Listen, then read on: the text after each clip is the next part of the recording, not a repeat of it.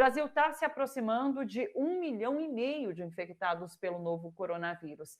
No boletim do consórcio de imprensa, que foi divulgado à 1h da tarde, agora há pouco, o número de mortes pela Covid-19 é de 61.314. Por conta dessa pandemia e dos altos números aqui no Brasil, a Suíça proibiu hoje a entrada de brasileiros no país. A lista divulgada inclui também Estados Unidos, Rússia e Suécia.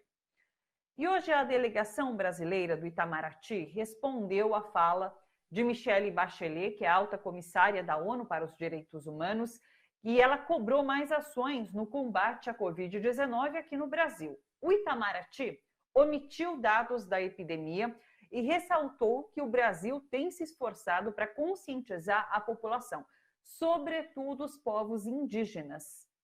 Hoje de manhã, Sônia Guajajara, que é coordenadora da articulação dos povos indígenas do Brasil, revelou discrepância nos dados divulgados pelo Ministério da Saúde com os da entidade, com a articulação dos povos indígenas do Brasil.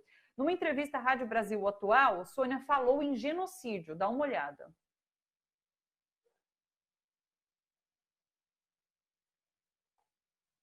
Quando a gente pega esses dados, né, e a gente compara com os dados da CESAI, você percebe aí essa negligência, né, da notificação.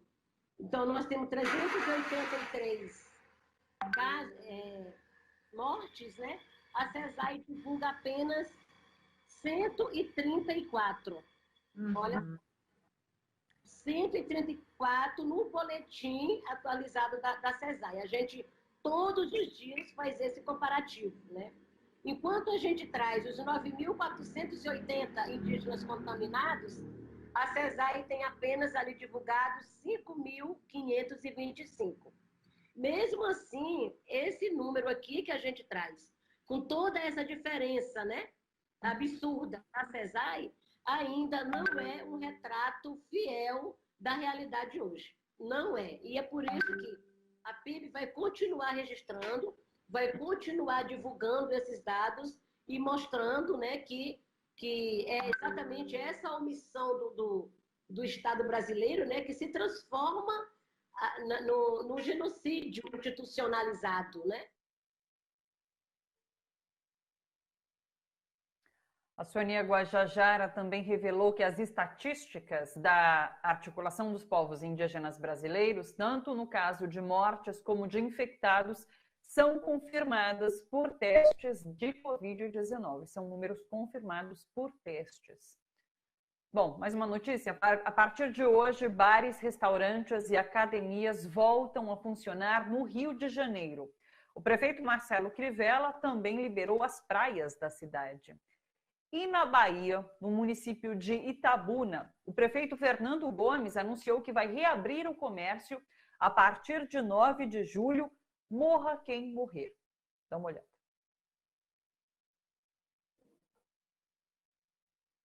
Primeiro, cuidar pela vida. Vida é uma só. Morrer, acabou. Tem fortuna, tem pobreza, não tem falência, não tem nada. Mas eu não posso abrir uma coisa que me dê cobertura.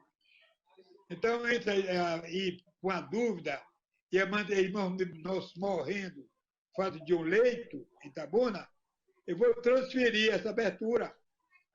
Porque chega no dia 8, mandei já fazer um decreto que no dia 9 abre, morra quem morrer. Atualmente, Itabuna está com todos os leitos de UTI ocupados. Pois é. Última notícia, agora é oficial. As eleições municipais em todo o Brasil foram adiadas para novembro. A proposta de emenda constitucional foi aprovada ontem à noite pela Câmara dos Deputados. O primeiro turno das eleições será realizado no dia 15 de novembro e o segundo turno no dia 29 de novembro. Com isso, todo o calendário eleitoral sofre alteração também. Essa PEC autoriza ainda que em cidades com altos índices de Covid-19, as eleições poderão ser adiadas até no máximo dia 27 de dezembro. Pelo Twitter, Rodrigo Maia, o presidente da Câmara, comemorou o resultado dessa votação. Ele disse o seguinte: Aprovamos o adiamento das eleições municipais para os dias 15 e 29 de novembro. Infelizmente, ainda vivemos um momento muito crítico da pandemia, com seu avanço para o interior do país. A eleição não poderia comprometer as ações que buscam salvar vidas e proteger as famílias. Portanto, eleições municipais adiadas. Sobre tudo isso, a gente chama para uma conversa agora o Kleber Carrilho, que é professor dos cursos de pós-graduação em Marketing Política e Propaganda Eleitoral e de Gestão de Comunicação e Marketing da ECA USP. Olá, Kleber, tudo bom? Olá, Thalita, tudo bem? É um prazer estar aqui de volta falando com vocês. Ainda não no estúdio, mas a gente, qualquer hora, a gente volta para aquele espaço, né? Sobre esse assunto que você acaba de comentar, Thalita, e eu acho que a gente tem um ganho importante, né? Quando a princípio, algumas forças políticas queriam adiar a eleição para 2022. Isso era um risco tremendo para o ambiente democrático no Brasil. E essa negociação que houve para a gente conseguir levar a eleição para novembro, isso traz um ambiente mais calmo, provavelmente, quanto à questão de saúde, mas principalmente mantém os mandatos terminando em 31 de dezembro. Isso é fundamental para que a gente não tenha aí o aproveitamento de certas forças políticas que poderiam usar esses 2 anos a mais aí de forma muito complicada para a gente pensar de forma a defender a democracia, a entender que o mandato dado foi um mandato de 4 anos, tanto para vereadores quanto para prefeitos. E a ideia de junção de todas essas eleições num mesmo ano seria complicado para o debate. Então, a princípio, é uma vitória. Agora, é fundamental que a gente entenda também, Thalita, quais foram os procedimentos que foram adotados para isso, né? Porque uma questão importante é marcar a data e deixar aberta essa possibilidade para ir para dezembro. Agora, a gente tem que ficar observar muito bem para que de novo, essas forças políticas não utilizem algumas informações para tentar adiar além de dezembro. Então, a gente precisa observar com muito cuidado isso, principalmente nas cidades do interior, nas cidades em que as informações não são tão precisas quanto a pandemia. A gente precisa observar para que não haja essa possibilidade, chegando lá em dezembro, haver um movimento para que haja o adiamento, e aí sabe-se lá Deus para quando, dessas eleições. É um cuidado que a gente tem que ter. Quanto ao ambiente do desenvolvimento das campanhas, todas as datas foram alteradas, o que faz com que, a princípio, haja uma igualdade de condições. Vamos ver como é que isso se desenvolve a partir do início previsto das campanhas em setembro. Claro, é bom que fica tudo explicadinho para que a gente entenda realmente essa extensão do calendário todo, né? Não é só a data de votação que muda, mas toda a agenda eleitoral.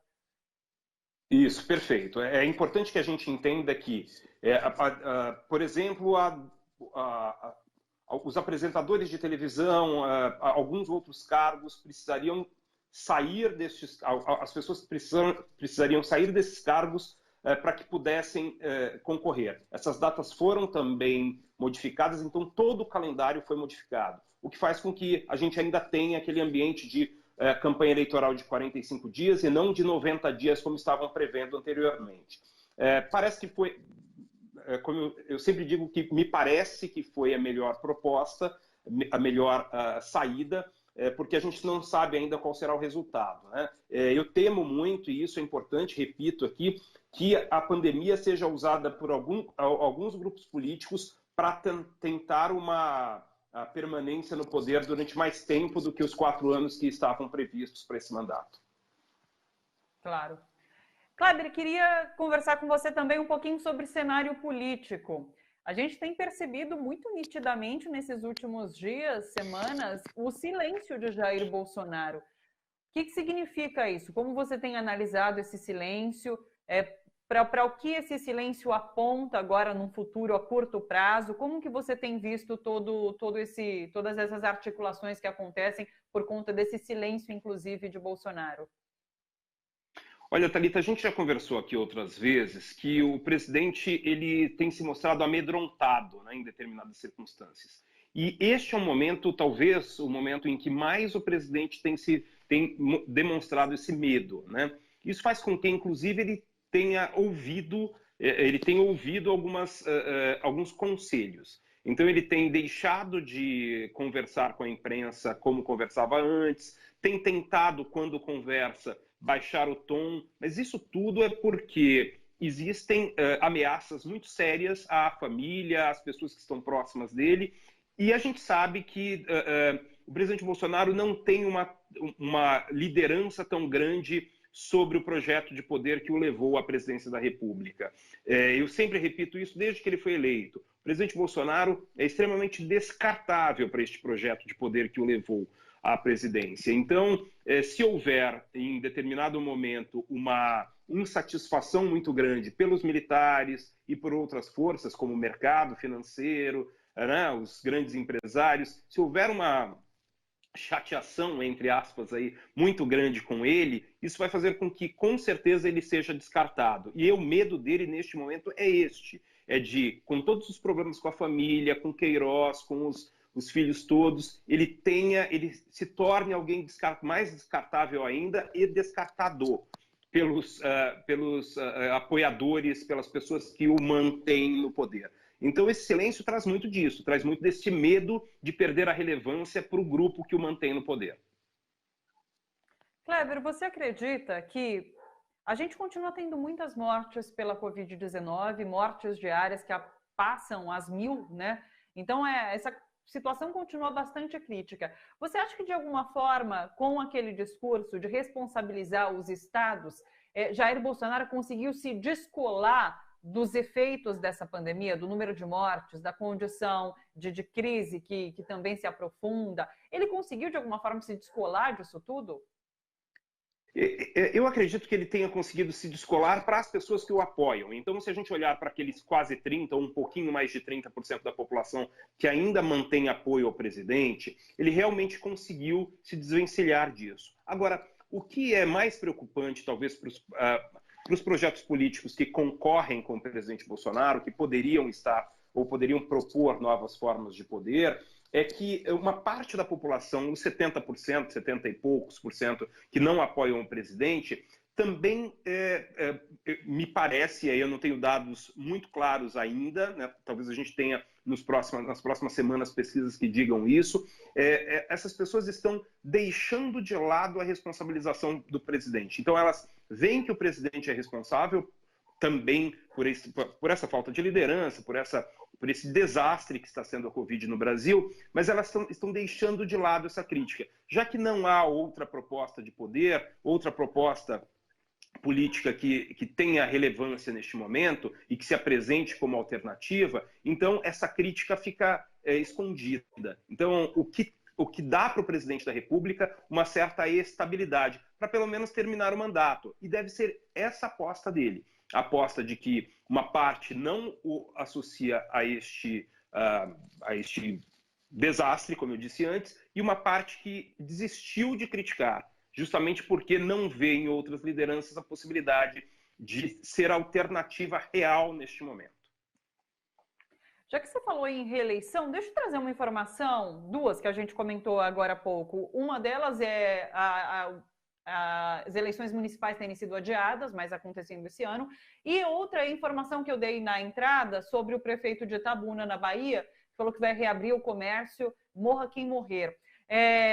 Quais as pressões ou o porquê, o que leva uma pessoa, um prefeito eleito, a alegar algo desse tipo, que me parece que não vai pegar bem com ninguém, com eleições à vista agora esse ano? Dá para a gente tentar interpretar essas movimentações por um viés político e eleitoral? Você sabe que alguns prefeitos estão passando por momentos muito complicados. E assim, tem prefeitos desistindo ou deixando de pensar em reeleição neste momento, porque esse é um momento de crise muito grande, além da sanitária, de crise política mesmo. Porque você imagina que um prefeito, numa cidade média, pequena, Itabuna é uma cidade média, né? Não é uma cidade tão pequena assim, mas o prefeito tenta convencer as pessoas de que é necessário fechar o comércio, não sair às ruas e tudo mais. Só que, ao mesmo tempo, tem uma narrativa concorrente muito forte, liderada pelo presidente da República e os seus apoiadores, de que a Covid é obra, sei lá, dos chineses ou qualquer coisa do tipo, e que quer destruir economicamente o país. Eu enxergo, neste momento, não uma ação política, mas uma ação do indivíduo já sem esperança, já sem a possibilidade de fazer qualquer coisa. É claro que, quando a gente olha para o ambiente eleitoral, tem muita gente tentando trabalhar muito bem Alô, desculpe-me. Tentando trabalhar... houve uma interrupção aqui, desculpe-me, viu? Tem muitos candidatos ou prefeitos atualmente tentando se aproveitar do ambiente da Covid para conseguir uma reeleição, usando recursos públicos de forma questionável e tudo mais. Mas também tem esses ambientes de um certo desespero mesmo, que olha, eu abro mão da possibilidade de liderar a cidade justamente porque eu não consigo dar conta do desejo, da expectativa das pessoas. Então, a grande crise no Brasil se apresenta exatamente nestes momentos em que as narrativas todas lideradas pelo presidente e seus apoiadores fazem com que muitas das ações importantíssimas para a contenção da pandemia se tornem ineficazes. Puxa vida. Para a gente finalizar, Kleber, você tem realizado lives e vai fazer uma live agora na sexta-feira entrevistando o Fernando Collor, ex-presidente. Fala para a gente sobre isso. Você sabe que eu não sou não sou jornalista, então eu nem digo que eu entrevisto, tá? É um bate-papo mesmo. Eu tenho feito algumas conversas com lideranças políticas, com pessoas que podem, né, trazer algumas visões sobre o ambiente político brasileiro. E eu acho que essa conversa com o senador e ex-presidente Fernando Collor pode ser importante, inclusive para trazer essa experiência dele, desses ambientes de muita instabilidade política, né? Então, essa conversa, e até estou bastante feliz que ele vai conversar comigo amanhã, justamente para a gente tentar, inclusive, traçar paralelos entre a crise que houve em 92, com o afastamento dele, e essa crise que a gente tem vivido agora. Porque quando a gente observa os motivos dessas duas crises, elas se parecem muito. E uma dessas características fundamentais é essa incapacidade ou uma inexperiência de entender a presidência da República como um ambiente em que se dá a conversa, em que se dá o encontro de opostos, o encontro de pessoas que pensam de forma diferente. Essa tentativa do presidente Jair Bolsonaro, como talvez tenha sido também em 1992, essa tentativa de ser uma presidência de um homem só, ou com uma liderança, ou com um jeito de tentar fazer único, isso, em geral, nos traz uma instabilidade muito forte. E é a partir disso que eu quero desenvolver essa conversa amanhã e convido todo mundo para acompanhar. É isso. Quem quiser acompanhar, inclusive, é no @KleberCarrilho, no Instagram, às 6 horas da tarde. Então, houve uma pequena mudança, inclusive eu comuniquei ontem. Na verdade, vai ser no Facebook para alcançar mais gente. A gente teve uma conversa com a assessoria do senador Fernando Collor. A gente vai botar no Facebook. O Facebook também é Kleber Carrilho, tá? Não tem problema. Mas não é no Instagram. Essa era uma comunicação lá do início da semana que a gente modificou aí nos últimos... ontem, tá ok? Maravilha. Então, ficou parecendo presidente da República. Obrigada, Kleber. Um beijão para você. Até uma próxima. Valeu. Beijo, até mais. Tchau, tchau. Obrigado.